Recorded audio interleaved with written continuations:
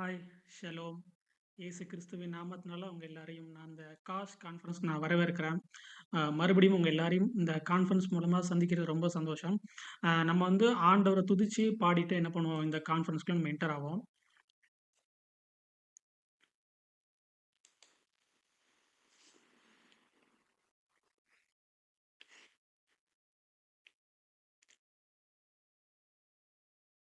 மகிழ்வோம் மகிழ்வோம் தினமாக மகிழ்வோம் இயேசுராஜன் நம் சொந்தமாகிறார். இந்த பாதாளத்தின் சொந்தக்காரர் அவர், எந்த உள்ளத்தின் சொந்தமானார். மகிழ்வோம் மகிழ்வோம் தினமாக மகிழ்வோம் இயேசுராஜன் நம் சொந்தமாயினார்.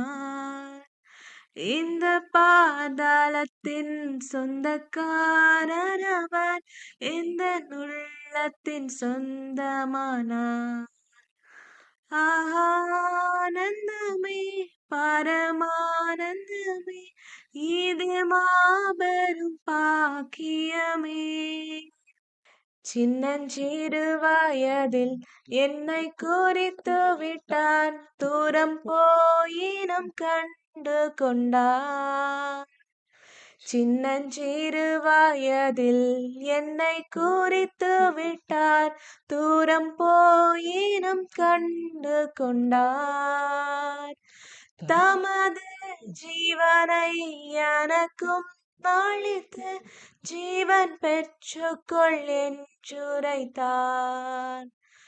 தமது ஜீவனை எனக்கும் அளித்து, ஜீவன் பெற்றுக்கொள் என்றுரைத்தார். ஆனந்தமே பரமானந்தமே, இது மாபெரும் பாக்கியமே. இந்த பாதாளத்தின் சொந்தக்காரர் அவர், எந்த உள்ளத்தில் சொந்தமானார். எந்த சூழ்நிலையும் அவர் நின்று என்னை பிரிக்காது காத்து கொள்வார். எந்த சூழ்நிலையும் அவர் நின்று என்னை பிரிக்காது காத்து கொள்வார். என்னை நம்பியவர் தந்த பொறுப்பதனை அவர் வரும் வரை காத்து கொள்வேன். என்னை நம்பியவர் தந்த பொறுப்பதனை அவர் வரும் வரை காத்து கொள்வேன். ஆனந்தமே பரமானந்தமே, இது மாபெரும் பாக்கியமே. இந்த பாதாளத்தின் சொந்தக்காரர் அவர், எந்த உள்ளத்தில் சொந்தமானார். அப்பா, தேங்க்யூ ஜீசஸ். இந்த நாளை தந்ததுக்காக உமக்கு நன்றி செலுத்துகிறோம்ப்பா. இந்த நாள்ல உங்க பிரசனம் எங்க கூட இருக்கிறதுக்காக நன்றி அப்பா. இந்த நேரத்தை உங்க கரத்துல தரோம்ப்பா, நீங்க பொறுப்படுத்திக்கோங்க. இந்த கான்ஃபரன்ஸ் பார்க்குற ஒவ்வொருத்தங்களையுமே உங்க கரத்துல தரேன்ப்பா. அவங்கள நீங்க பிளஸ் பண்ணுங்க. ஏசு கிறிஸ்துவின் நாமத்தினால நான் அவங்கள பிளஸ் பண்றேன்ப்பா.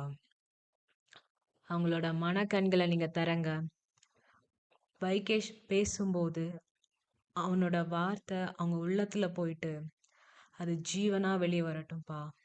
Thank you Jesus.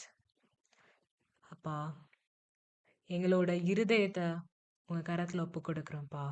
அது ஒரு நல்ல நிலமா நீங்க மாத்துங்க. உங்களோட வார்த்தை எங்களுக்குள்ள போகும்போது அது எங்களுக்குள்ள போய் அது பலன் தரட்டும்ப்பா. 30, 60, 100 மடங்குமா அது பலன் தரட்டும். இந்த கான்ஃபரன்ஸ்ல பேசுற வைகேஷன் அவங்க கரத்துல தரேன். அவனோட நாவல உங்க ஜீவனை வைத்திருக்கிறதுக்காக உமக்கு நன்றி செலுத்துகிறேன்ப்பா. அவன் மூலமா நீங்க பேச போறதுக்காக நன்றி. இந்த கான்ஃபரன்ஸ் நீங்க பொறுப்படுத்திக்கோங்க, நீங்க நடத்துங்கப்பா. ஏசு கிறிஸ்துவை நாமத்தினால ஜெபிக்கிறேன் என் ஜீவனுள்ள நல்ல பிதாவே, ஆமென்.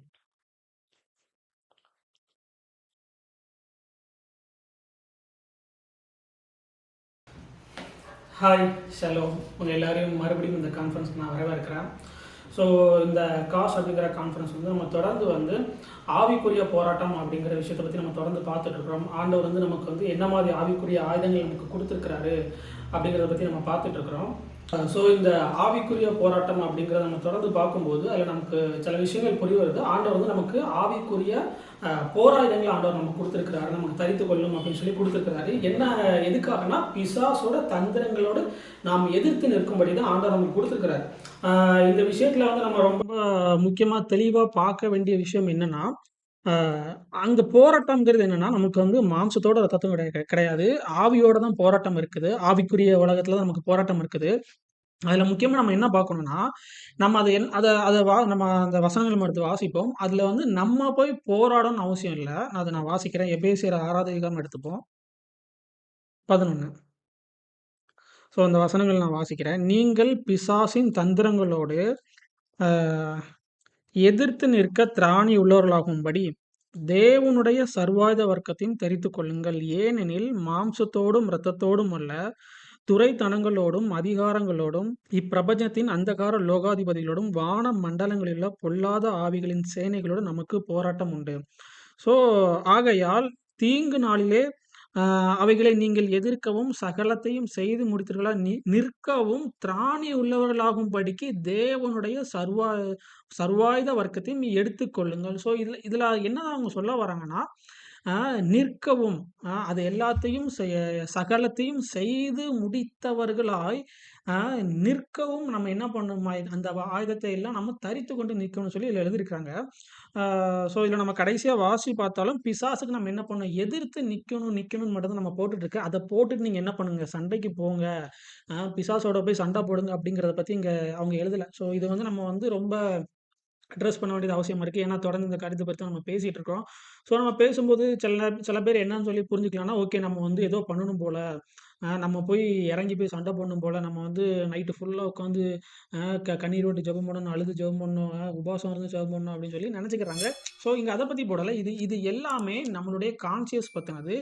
நீங்க அதை தரித்து கொண்டவர்களாய் நில்லுங்க. சகலவற்றையும் சகலத்தையும் செய்து முடித்தவர்களாய் நிற்க திராணிலாடும் உள்ள நம்ம நிக்கிறதுக்கு திராணிக்கு இருக்கிறதுக்காக ஆண்டவர் என்ன பண்ணியிருக்காரு, இது எல்லாத்தையும் நமக்கு கொடுத்துருக்கிறாரு. ஸோ அதை ஃபர்ஸ்ட் நீங்க புரிஞ்சுக்கோங்க. நீங்க வந்து இன்னும் போராட்டம், அதாவது ஆவிக்குரிய போராட்டம்ங்கிறது இருக்கு. ஆனா அதை எப்படி நம்ம போராடணும் அப்படிங்கிற ஒரு விஷயம் என்னன்னா, நம்ம நிக்கணும். முதல்ல நம்ம நின்னாலே போதும். என்ன பண்ணுவான் பிசாசு, நமக்கு அவன் என்ன பண்ணுவான், நம்மளை விட்டு ஓடி போவான்னு சொல்லி வசனம் சொல்லுது. ஸோ நீங்க வந்து பிசாசுகிட்ட போய் நான் சண்டை போடணும் அப்படிலாம் நீங்க நினைக்காதீங்க. ஆ அது வந்து நம்ம எப்படி அந்த போராட்டத்தை நம்ம மேற்கொள்ளணும்னா, கான்ஷியஸ் இதுல இருக்கிறது எல்லா வசனமும் நம்ம வாசிச்சு பார்த்தோம்னா, ஆண்டவர் நமக்கு குடுத்திருக்கிற அந்த சர்வாயுத வர்க்கங்கள் எல்லாமே, நம்ம ஆவியின் சர்வாயுத வர்க்கங்கள் எல்லாமே நம்ம வாசிச்சு பார்த்தோம்னா, அதெல்லாம் நம்மளுடைய கான்ஷியஸ்ல நம்ம ஒர்க் பண்றக்கூடிய ஒரு விஷயமா இருக்குது. அத இப்ப அடுத்து வாசிப்போம். சத்தியம் என்னும் கச்சையை உங்கள் அறையில் கட்டினவர்களாயும். ஸோ சத்தியம்னா என்னது? ட்ரூத். ட்ரூத்ங்கிற கான்ஷியஸ்ல இருங்க. ட்ரூத் அதாவது பிப்ளிக்கலா ஒரு சத்தியம் சொல்லுது. இந்த வேதாகம் வந்து ஒரு சத்தியம் சொல்லுது. அந்த சத்தியத்தை அறிகிற அறிவுல இருங்க. ஸோ அந்த சர்வாயுதம் வர்க்கம் எல்லாம் அந்த கான்ஷியஸ் பத்தி தான் சொல்லுது. நீதி எனும் மார்க்கவசத்தை தரித்தவர்களாயும். ஸோ நீதிங்கிற கான்ஷியஸ்ல நம்ம இருக்கணும். சமாதானத்தின் சுவிசேஷத்திற்குரிய ஆயத்தம் என்னும் பாதரட்சத்தை கால்களில் தொடித்தவர்களாயும். ஸோ சமாதானம் அப்படிங்கிற கான்ஷியஸ்ல நம்ம இருக்கணும். பொல்லாங்கன் எய்யும் அக்கினியால் யாஸ்திரங்களை எல்லாம் அவித்து போடத்தக்கதாய் எல்லாவற்றிற்கும் மேலாக விசுவாசம் என்னும் கேடகத்தை பிடித்து கொண்டவர்களாயும் நில்லுங்கள். ஸோ இதுலயும் என்ன சொல்லுங்க, நில்லுங்கள் தான் சொல்லியிருக்குது.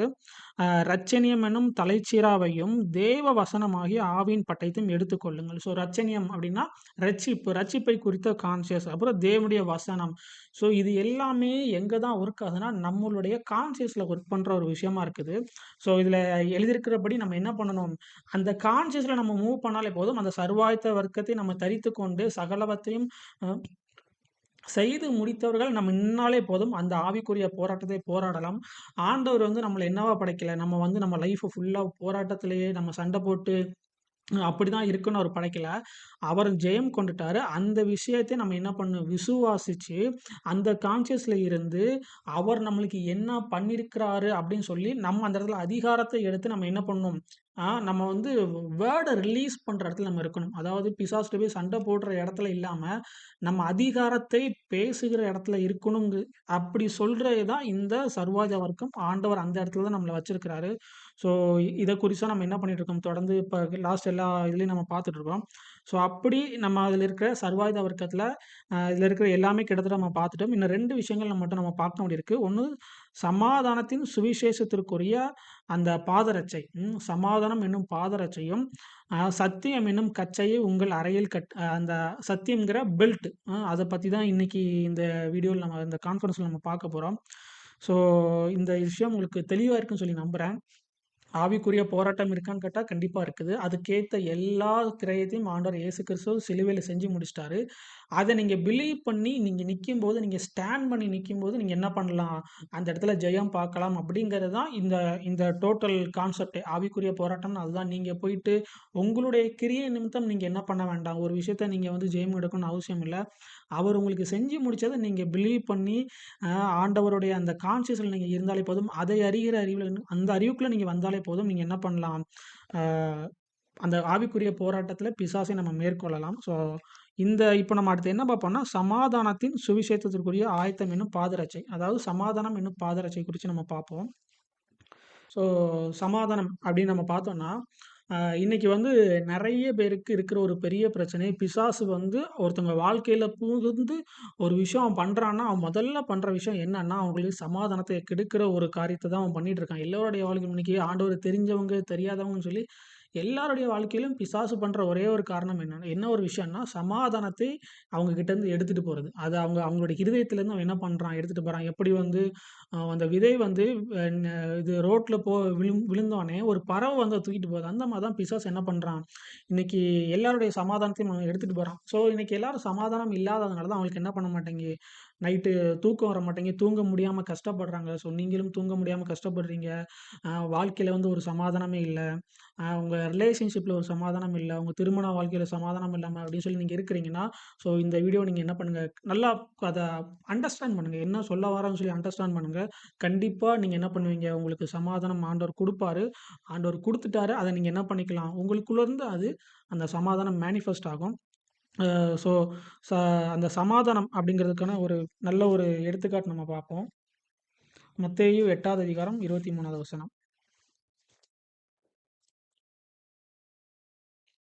மத்தேயு 8:23 அவர் படவில் ஏறினபோது, இயேசு கிறிஸ்து படவில் ஏறினபோது, அவருடைய சீஷர்கள் அவருக்கு பின் சென்று ஏறினார்கள்.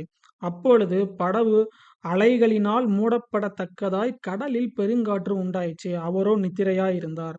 ஸோ இன்னைக்கு நம்மளுடைய லைஃப்பும் என்ன இப்படிதான் இருக்குது. இந்த மாதிரி ஒரு ஒரு அலைகளின் நிமித்தம் ஒரு ஒரு பெரிய புயல் காத்து நம்மள சுத்தி என்ன பண்ணிட்டு இருக்கு, அடிச்சிட்டு இருக்கு. நம்ம வாழ்க்கைய என்ன பண்ணிட்டு இருக்கு, ஒரு தத்தளிச்சிட்டு இருக்கு. அதுல வந்து என்னன்னா படகு என்ன பண்ணுது?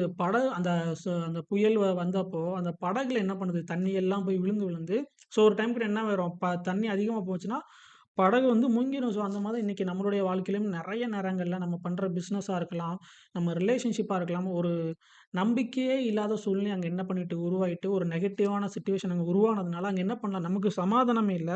ஸோ அந்த சமாதானம் இல்லாததோட வெளிப்பாடு என்னன்னா, அப்பொழுது அவருடைய சீஷர்கள் வந்து அவரை எழுப்பி, "ஆண்டவரே எங்களை இரட்சியும், மடிந்து போகிறோம்" என்கிறார்கள். ஸோ என்ன பண்றாரு? ஆண்டவர் அங்க தான் இருக்கிறாரு. அவர்ட்ட வந்து கேட்கறாங்க, "ஆண்டவரே, நாங்க வந்து சாகப் போறோம். எங்கள காப்பாத்துங்கன்னு" சொல்லி அவர்ட்ட வந்து கேட்கறாங்க. ஸோ இந்த சினாரியோல நம்ம பார்த்தோம்னா, அவங்க கூட இயேசு கிறிஸ்து இருக்கிறாரு. அந்த ஒரு சிட்யூவேஷன்லயும், அந்த ஒரு கடினமான சூழ்நிலையிலும் என்ன பண்றாரு? ஆண்டவர் அந்த இடத்துல இருக்கிறாரு. ஸோ இன்னைக்கு நீங்க ஒரு சூழ்நிலைக்குள்ள நீங்க போயிட்டு இருக்கிறீங்க. ரொம்ப ஒரு மோசமான ஒரு சூழ்நிலையா இருக்குது. உங்க ஃபைனான்ஸ்லயா இருக்கலாம். ரொம்ப மோசமா நீங்க போயிட்டு இருக்கிறீங்க அப்படின்னா, அந்த இடத்துல ஆண்டவர் இல்லன்னு கிடையாது. ஆண்டவர் அங்க தான் இருக்கிறாரு. அத ஃபர்ஸ்ட்டு விசுவாசிங்க. ஆண்டவர் உங்க கூட தான் இருக்கிறாரு. சூழ்நிலைகள் எதிர்மறையா இருக்கிறதுனால ஆண்டவர் என்ன பண்ணல, அங்க இல்லன்னு சொல்லி அர்த்தம் கிடையாது. ஆண்டவர் அங்க தான் இருக்கிறாரு. ஸோ இவங்களுக்கு அந்த சமாதானம் அங்க என்ன பண்ணிட்டு, அந்த சூழ்நிலைய பார்த்தது சுத்தி இருக்கிற சிட்யூவேஷன பார்த்த உடனே, அவங்களுடைய சமாதானம் அவங்கள விட்டு போயிட்டு, ஆண்டவர் என்ன போய் இப்ப ஆண்டவர போயிட்டு கேட்கறாங்க, "ஆண்டவரே எங்கள காப்பாத்துங்க. எங்களுக்கு மடிந்து போகிறோம்ன்னு" சொல்றாங்க. அதற்கு அவர், "அற்ப விசுவாசிகளே, ஏன் பயப்படுகிறீர்கள்?" என்று சொல்லி, அ எழுந்து காற்றையும், கடலையும் அதட்டினார். உடனே மிகுந்த அமைதல் உண்டாயிற்று. ஸோ இந்த சினாரியோல பார்க்கும்போது, அவர் கேட்கிறாரு, "ஏன் பயப்படுறீங்கன்னு?" சொல்லி கேட்கிறாரு.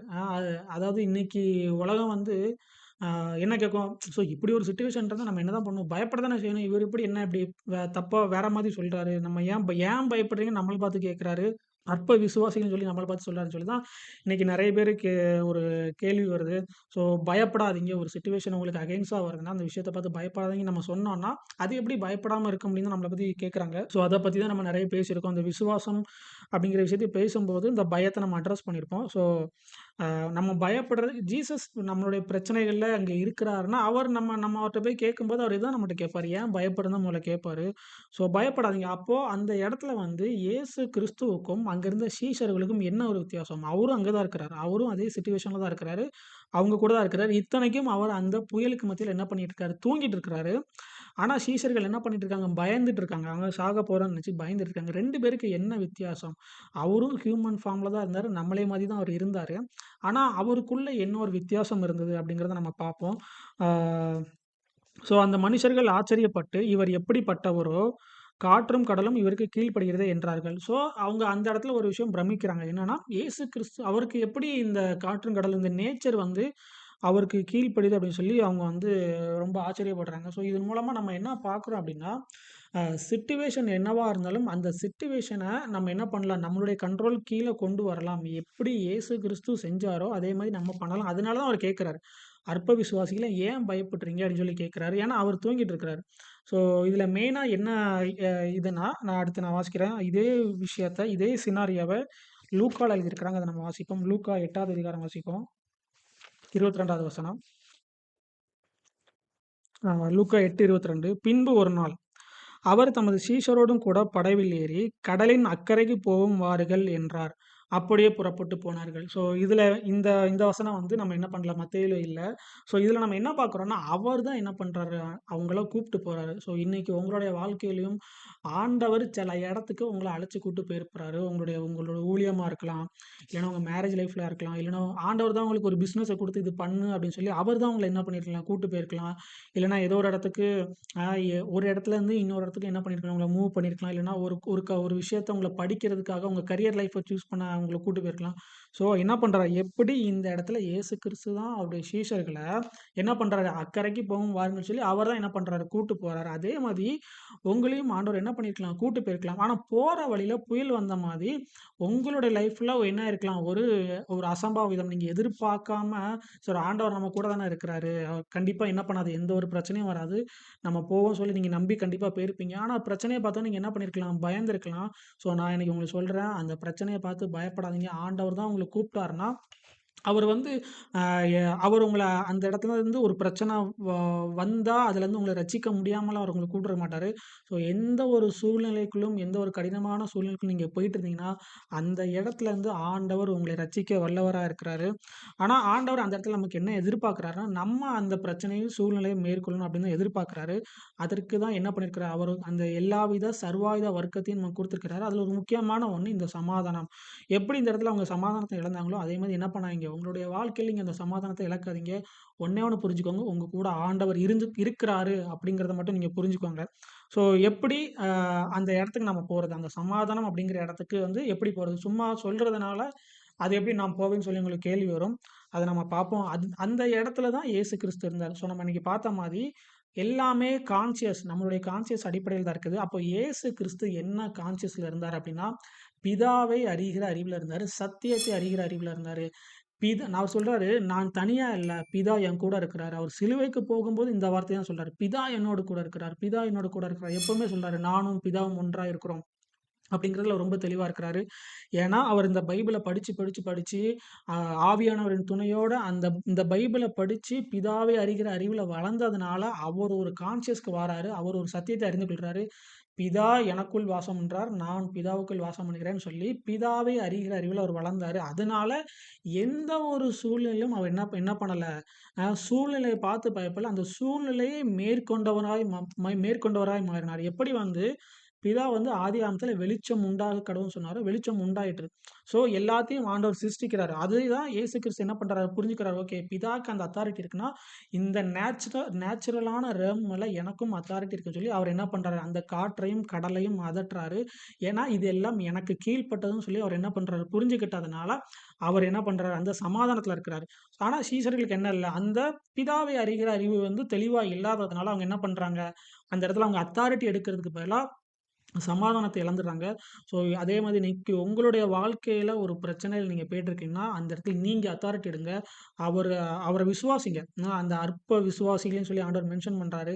ஸோ அந்த அந்த அற்ப விசுவாசத்த விட்டுருங்க. இயேசு கிறிஸ்துவ முழுமையா விசுவாசிச்சு என்ன பண்ணுங்க, ஆ உங்களுடைய அதிகாரத்தை எடுத்து நீங்க பேசுங்க. அவருடைய நாமத்த உங்களுக்கு குடுத்துருக்கிறாரு. ஸோ அது எப்படி நம்ம வந்து அந்த அந்த சமாதானத்தை அந்த இடத்துக்கு நம்ம வர்றது எப்படி இயேசு கிறிஸ்து ஒரு கான்ஷியஸ்ல இருந்தாரு அப்படிங்கிறத நம்ம பார்த்தோம்னா, நம்ம ஏற்கனவே பார்த்தோம். அந்த எபேசியர் 6வது அதிகாரத்தில 6வது அதிகாரம் 14வது வசனம் பார்த்தோம். அ அ சத்தியம் என்னும் அரைக்கச்சை. ம் அ சத்தியம்ங்கிறது வந்து ஆண்டவர் வந்து ஒரு பெல்ட்டா மென்ஷன் பண்ணியிருக்கிறார். பெல்ட்ன்னா நம்மள வந்து இறுக கட்டிக்கிட்டு நம்ம என்ன ஒரு விஷயத்துக்கு ரெடி ஆயி நம்ம வந்து மூவ் பண்றதுக்கான ஒரு விஷயமா தான் ஆண்டவர் வந்து அங்க சத்தியத்த என்ன பண்றாரு? ஒரு பெல்ட்டா மென்ஷன் பண்றாரு. அப்போ நமக்கு சமாதானம் என்னும் பாதரட்சையை நம்ம தொடுத்துக்கொண்டு நம்ம ஒரு இடத்துல சமாதானத்தோட நிக்கணும். பிசாசுக்கு எதிர்த்து நம்ம நிக்கணும் அப்டின்னா, இந்த சத்தியத்தை அறிகிற அறிவுல நம்ம என்ன பண்ணணும்? வளரணும். இந்த சத்தியம்ங்கிற பெல்ட்ட நம்ம என்ன பண்ணணும்? அணிஞ்சிருக்கணும். ஸோ இந்த சத்தியம் அப்டின்னா என்ன அப்டின்னா, நம்ம ஏற்கனவே பார்த்தோம். சத்தியம்னா அலேத்தியா, ரியாலிட்டி. அ அ அந்த ரியாலிட்டி தான் ரியாலிட்டி எல்லாத்துக்கும் ரியாலிட்டியா இருக்குது. அந்த சத்தியத்தை அறிகிற அறிவுக்குள்ள நீங்க போணும்னா, பரிசுத்த ஆவி உங்களுக்கு வேணும். ஸோ அந்த பரிசுத்த ஆவிய நீங்க என்ன பண்ணுங்க? ஆண்டவர்ட்ட கேளுங்க. ஆண்டவரே இந்த பரிசுத்த ஆவிய எங்களுக்கு குடுங்கன்னு சொல்லி, நீங்க பரிசுத்த ஆவியின் மூலமா இந்த பைபிள படிக்கும்போது, இதுல இருக்கிற வார்த்தைகள நீங்க படிக்கும்போது என்ன பண்ணலாம்? அந்த சத்தியத்துக்குள்ள நீங்க கடந்து போகலாம். ஸோ நம்ம அதை இன்னொரு சினாரியோ நம்ம வாசிப்போம். லூக்கா 10வது அதிகாரம் 8வது 38வது வசனம். லூக்கா 10:38. பின்பு அவர்கள் பிரயாணமாய் போகையில், அவர் ஒரு கிராமத்தில் பிரவேசித்தார். அங்கே மார்த்தாள் என்னும் பெயர் கொண்ட ஒரு ஸ்திரீ அவரை தன் வீட்டிலே ஏற்றுக்கொண்டாள். அவளுக்கு மரியாள் எனப்பட்ட ஒரு சகோதரி இருந்தாள். அவள் இயேசுவின் பாதத்தருகே உட்கார்ந்து, அவருடைய வசனத்தை கேட்டுக்கொண்டிருந்தாள். ஸோ இந்த இடத்துல நம்ம பார்க்குறோம் 2 பேர் இருக்காங்க. மார்த்தாள், மரியாள்ன்னு சொல்லி 2 பேர் இருக்காங்க. இவங்க தான் யாருன்னா, லாசரு இருக்கார்ல, அவருடைய சிஸ்டர்ஸ். ஸோ அவங்க என்ன பண்றாங்கன்னா, ஆ மரியாள் வந்து என்ன பண்றான்னா, இயேசு கிறிஸ்துவோட பாதத்தருகே உட்கார்ந்து அவரு பேசுறத கேட்டுக்கிட்டு இருக்கிறாங்க. ஆனா மார்த்தாளோ என்ன பண்றாங்க, மார்த்தாளோ பற்பல வேலைகளை செய்வதில் மிகவும் வருத்தம் அடைந்து, அவரிடத்தில் வந்து, "ஆண்டவரே, நான் தனியே வேலை செய்யும்படி என் சகோதரி என்னை விட்டு வந்திருக்கிறதை குறித்து உமக்கு கவலை இல்லையா?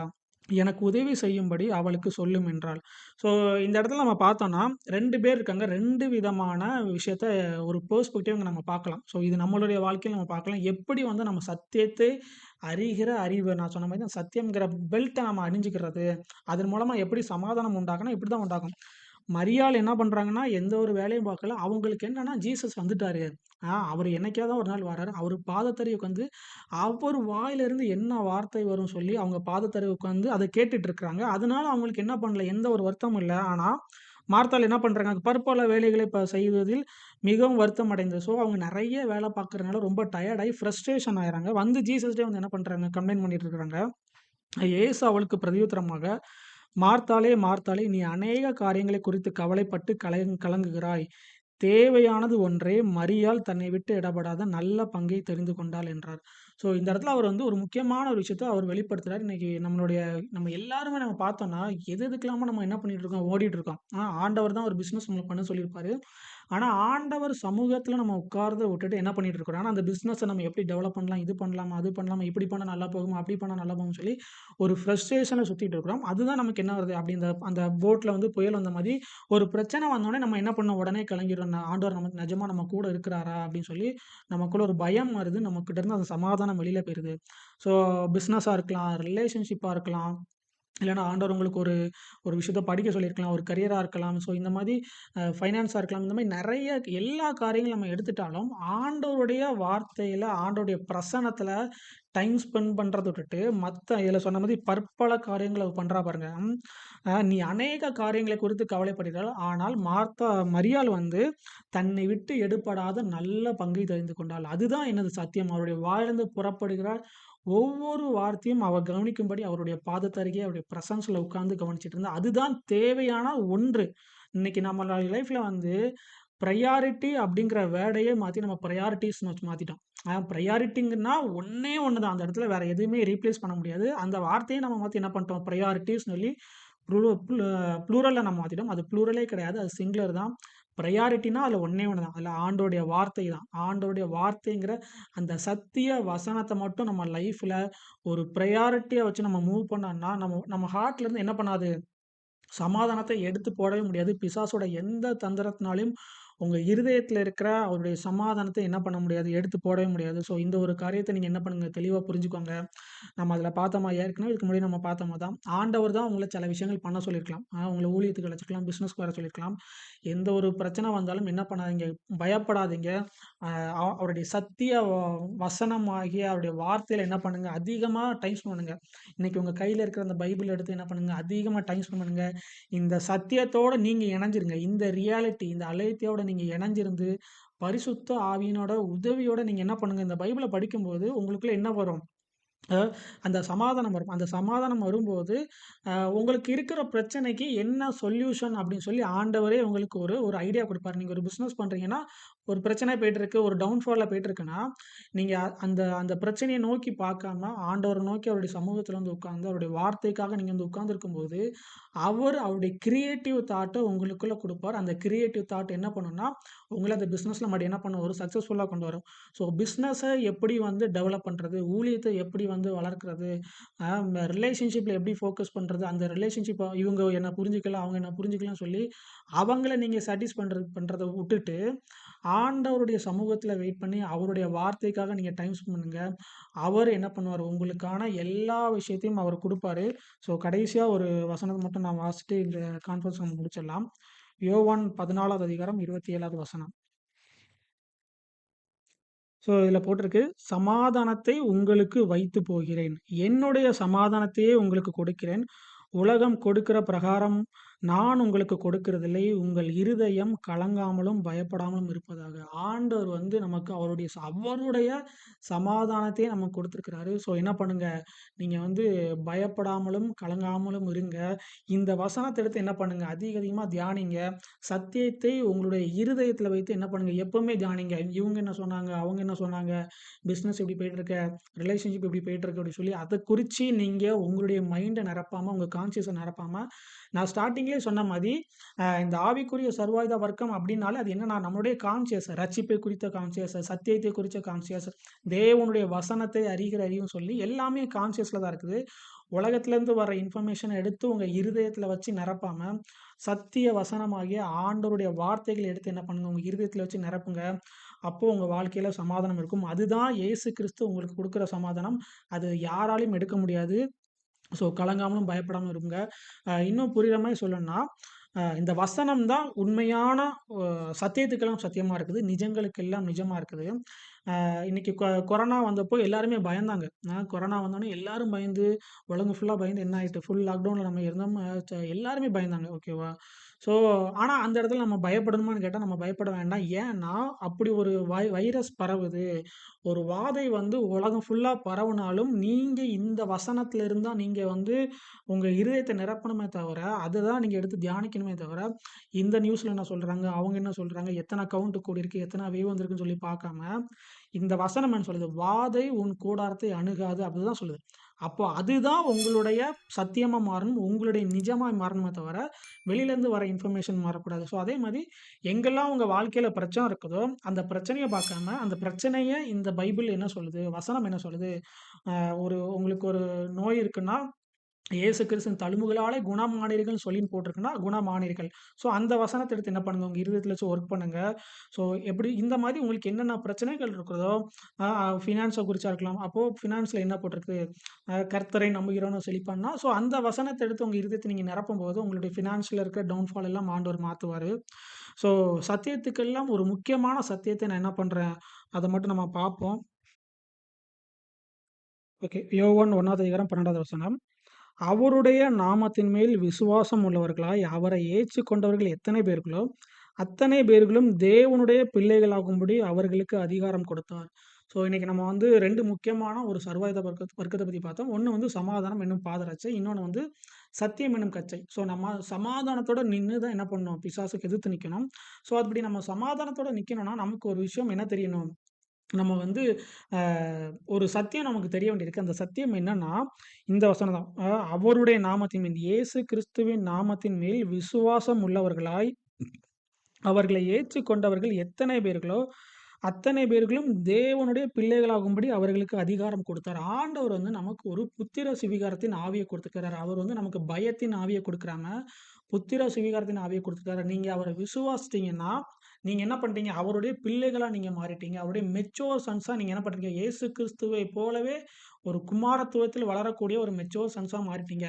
ஸோ அதுக்கு அர்த்தம் என்னன்னா, நம்ம என்ன பண்ணியிருக்கிறோம்? அவரோட கூட உன்னதத்தில அமர்ந்து இருக்கிறோம். ஸோ அதோட மீனிங் என்னன்னா, நம்ம என்ன பண்றோம்? அதிகாரம் பண்ற இடத்துக்கு வந்திருக்கோம். அதிகாரம் மீன்ஸ் ராஜாக்களையும், ஆசாரியர்களையும் நம்ம என்ன பண்ணியிருக்கிறார்? ஆண்டவர் நமக்கு அதிகாரம் கொடுத்திருக்கிறாரு. நம்ம வந்து ஸ்பிரிச்சுவல் realmல நம்ம டிக்ளேர் பண்றதுக்கான நமக்கு ஒரு பிரச்சனை இருக்குன்னா, அது எப்படி இயேசு கிறிஸ்து வந்து அந்த காற்றையும், அந்த புயல பார்த்து அவர் வந்து அதட்டி அத அமைதியாக்குனாரு. அந்த மாதிரி நம்ம வந்து என்ன என்ன மாதிரி நமக்கு அப்படிப்பட்ட ஒரு அதிகாரத்தை என்ன பண்ணியிருக்கிறார்? ஆண்டவர் நமக்கு புத்திர சுவிகாரத்தின் மூலமாய் குடுத்திருக்கிறாரு.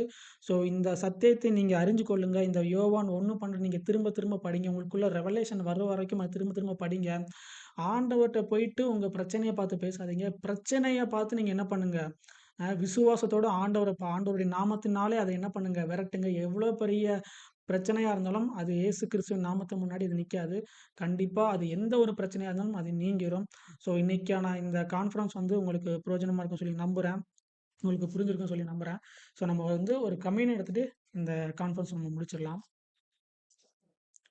ஸோ ஆண்டவர் வந்து நமக்கு புத்திர சுவிகாரத்தின் ஆவிய குடுத்திருக்கிறாரு. ஓகேவா? அந்த புத்திர சுவிகாரத்தின் ஆவிய ஆண்டவர் நமக்கு குடுக்கும்போது, நம்ம கூட ஒரு உடன்படிக்கை பண்ணியிருக்கிறாரு. பழைய ஆதாமின் சந்ததியிலிருந்து நம்ம துண்டிக்கப்பட்டு, இப்போது இயேசு கிறிஸ்துவின் சந்ததிக்குள்ள நம்ம என்ன பண்ணியிருக்கிறோம்? வந்திருக்கிறோம். அதற்கு அடையாளமாக என்ன பண்ணியிருக்கிறார்? அவருடைய மாமிசத்தையும், அவர் ரத்தத்தையும் குடுத்து நம்மளோட கூட உடன்படிக்கையை ஏற்படுத்தியிருக்கிறார். ஒரு பந்தத்தை நம்ம கூட ஒரு ரிலேஷன்ஷிப்பை ஏற்படுத்தியிருக்கிறாரு. ஸோ என்ன பண்ணுங்க, அ இந்த கம்யூன் நீங்க கையில எடுத்துட்டு, இந்த பிரெட் வந்து அவருடைய சரீரமா இருக்குது. இந்த திராட்சை ரசம் வந்து அவருடைய ரத்தமா இருக்குது. ஸோ இத நீங்க எடுக்கும்போது, அதை நினைவு கூருங்க. 2000 வருஷத்துக்கு முன்னாடி வந்து பஸ்காவ நினைச்சு தான் என்ன பண்ணியிருந்தாங்க, பஸ்கா ஆட்டுக்குட்டி எகிப்தில அடிக்கப்பட்ட ஆட்டுக்குட்டியை நினைவு கூர்ந்து வருஷம் வருஷம் பஸ்கா பண்டிகையை ஆசரிச்சுட்டு வந்தாங்க. அந்த பஸ்கா அவங்க எடுக்கும்போது, அந்த ஆட்டுக்குட்டிய நினைவு கூருவாங்க. ஆண்டவர் எப்படி ரட்சித்தாருங்கிறத நினைவு கூருவாங்க. அந்த ஆட்டுக்குட்டிய நினைவு கூருவாங்க. அதேபோல இயேசு கிறிஸ்து அன்னைக்கு வந்து சொல்றாரு, நீங்க என்ன பண்ணுங்க, பஸ்கா ஆட்டுக்குட்டிய வச்சு வச்சு நீங்க இவ்வளவு நாள் நினைச்சுட்டு இருந்தீங்க. இனிமே என்ன பண்ணுங்க, என்னை நினைவு கூரும்படி இத பண்ணுங்க. ஏன்னா, இன்னைக்கு என்ன பண்றேன், உங்களுக்கு ஒரு ரட்சிப்பை உண்டு பண்றேன். இந்த மனுக்குலத்துக்கு ஒரு பெரிய அந்த பாவத்திலிருந்து நான் உங்கள ரட்சிக்கிறேன்னு சொல்லி, அவர் நமக்காக அடிக்கப்பட்டார். ஸோ அவர் நமக்கு செஞ்ச இந்த கிருபைக்காக என்ன பண்ணுவோம், நம்ம அவர நினைவு கூர்ந்து நம்ம அத எடுப்போம்.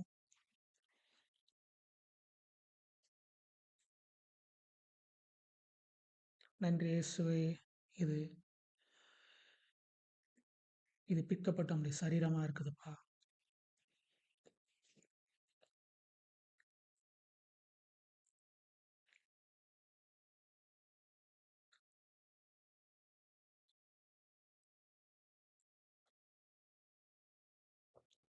நன்றி இயேசப்பா. Praise the Lord. அநேகருடைய பாவங்களுக்காக சுத்திகரிக்கப்படும்படி சிந்தப்பட்ட உம்முடைய இரத்தத்துக்காக நன்றி செலுத்துகிறோம்ப்பா.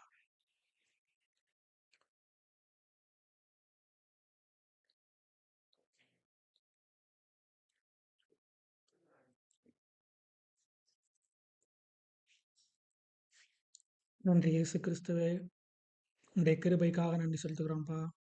உம்முடைய இரக்கத்திற்காக நன்றி செலுத்துகிறோம். நீங்க செஞ்ச சிலுவையில் எங்களுக்காக செய்த காரியங்களை நினைவு கூறுகிறோம். எங்களுக்காக நீங்க அடிக்கப்பட்டீங்க. எங்களுக்காக நீங்க நொறுக்கப்பட்டீங்கப்பா. எங்களுக்காக நீங்க ரத்தம் சிந்துனீங்க. உம்முடைய ஜீவனை நீங்க கொடுத்து, இன்னைக்கு அநேக கிறிஸ்துக்களை நீங்க எழுப்பியிருக்கிறீங்க. உமக்கு நன்றி செலுத்துகிறோம். எங்க வாழ்க்கையில இருக்கிற பிரச்சனைகள பார்த்து நாங்க பேசுகிறோம். அவைகள் எல்லாம் பனி போல உருகட்டும். அது எவ்வளவு பெரிய மலையா இருந்தாலும், அது தள்ளுண்டு சமுத்திரத்தில போய் விழட்டும். அது எங்க வாழ்க்கைய விட்டு நீங்கட்டும். எங்களுக்கு செவ்வையான பாதை உண்டாகட்டும். இந்த வீடியோ பார்த்துட்டு இருக்கிற ஒவ்வொருவரையும் உம்முடைய நாமத்தினால நான் பிளெஸ் பண்றேன். அவர்களை நான் ஆசீர்வதிக்கிறேன்.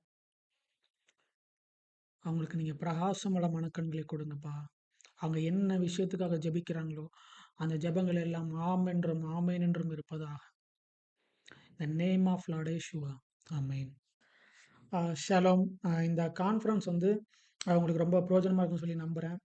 ஸோ அதே மாரி இந்த ஊழியத்துக்காக நீங்க விதைக்கணும்னு நீங்க ஆசைப்பட்டீங்கன்னா, ஸ்க்ரீன்ல தெரியிற அந்த QR கோட நீங்க என்ன பண்ணி ஸ்கேன் பண்ணி உங்களுடைய காணிக்கைய நீங்க அனுப்பலாம். ஸோ இந்த காணிக்கை அப்படிங்கிற ஒரு விஷயத்த பத்தி நம்ம இன்னும் வரும் நாட்கள்ல அத பத்தி நம்ம பேசுவோம். அது வந்து ரொம்ப ரொம்ப ஒரு முக்கியமான ஒரு விஷயமா இருக்குது. ஆண்டவரை நம்ம கனப்படுத்தி அவர ஆராதிக்கிறதுக்கான ஒரு முறை வந்து இந்த காணிக்கை. ஆ அந்த காணிக்கையில நீங்க என்ன பண்ணுங்க, ஆண்டவர் விசுவாசத்துல நம்ம அத எடுத்துக் குடுக்கணும். ஒரு எமோஷன்ல இருந்தோ, இல்லன்னா ஒரு கட்டாயத்தின் அடிப்படையில விசனாவைன்னு குடுக்குறது நம்ம இல்ல. நம்ம ஆண்டவர எந்த அளவுக்கு விசுவாசிக்கிறோம் அப்படிங்கிறத பொறுத்து நம்ம என்ன பண்றோம், அத எடுத்துக் கொடுக்கிறோம். ஸோ சிறுக விதைக்கிறவன் என்ன பண்றான், சிறுக அறுக்கிறான். பெருக விதைக்கிறவன் வந்து பெருக அறுக்கிறான்னு சொல்லி வசனம் இருக்குது. நீங்க இங்க மட்டும் தான் நீங்க விதைக்கணும் அப்படி இல்ல. நீங்க ஆண்டவர விசுவாசிச்சு நீங்க யாருக்கு குடுத்தாலும், ஸோ அது வந்து ஆண்டவருக்கே குடுத்த மாரி. நீங்க கஷ்டப்பட்டவங்களுக்கு குடுத்தாலும் சரி, இல்லன்னா உங்க வீட்ல வந்து நீங்க வந்து சாப்பாடு ரெடி வீட்ல டெய்லி நீங்க சமைக்கிறீங்கன்னா, அது வந்து அதுல ஒரு சாப்பாடு நீங்க வந்து யாராவது ரோட்ல கஷ்டப்பட்டுருந்தாங்கன்னா, நீங்க அவங்களுக்கு குடுத்தாலும், அத நீங்க ஆண்டவர விசுவாசிச்சு குடுத்தீங்கன்னா, அது நீங்க ஆண்டவருக்கே செஞ்ச மாரி, நீங்க செய்கிற அந்த காரியங்கள் எல்லாத்தையும் ஆண்டவர் ஆசீர்வதித்து, உங்களுக்கு நீதியின் விளைச்சல் அவர் பார்க்க பண்ணுவார். ஸோ அதே மாரி இந்த மினிஸ்ட்ரிக்கு நீங்க சப்போர்ட் பண்ண நெனச்சாலும், இந்த QR கோட நீங்க ஸ்கேன் பண்ணி அனுப்பலாம். அதுக்கான டோர நாங்க ஓப்பன் பண்றோம். ஸோ அதே மாரி இந்த YouTubeல இந்த வீடியோ நீங்க பார்த்துட்டு இருக்கிறீங்க அப்படின்னா, எங்கள நீங்க கான்டாக்ட் பண்ணணும் அப்படின்னா, Instagramல நாங்க இருக்கிறோம். தி மார்னிங் ஸ்டார் மினிஸ்ட்ரி அப்படிங்கிற ஒரு இன்ஸ்டாகிராம் சேனல். அதில நீங்க உங்களுடைய பிரேயர் ரிக்வெஸ்ட் நீங்க அனுப்பலாம். எதுவும் டவுட்னா நீங்க எங்கள வந்து கான்டாக்ட் பண்ணலாம். ஸோ அவ்வளோதான். இந்த கான்ஃபரன்ஸ் வந்து உங்களுக்கு பிரயோஜனமா இருந்ததுன்னா, மத்தவங்களுக்கு நீங்க ஷேர் பண்ணுங்க. கர்த்தர் உங்களை ஆசீர்வதிப்பார். ஷாலோம்.